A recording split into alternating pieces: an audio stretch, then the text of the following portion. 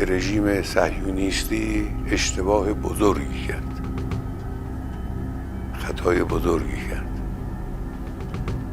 غلطی کرد و عواقب او رو بیچاره خواهد کرد. به توفیق الهی زندگی برای اونها تلخ خواهد شد بدون تردید. فکر نکنند که زدند و تمام شد. نه،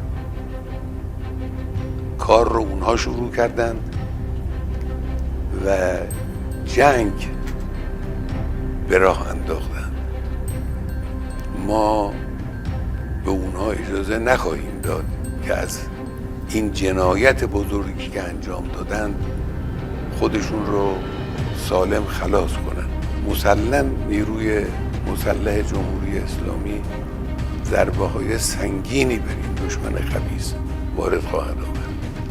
ملت هم پشتیبان ماست، پشتیبان نیروهای مسلح و جمهوری اسلامی به اذن الهی بر رژیم صهیونیستی فائق خواهد شد.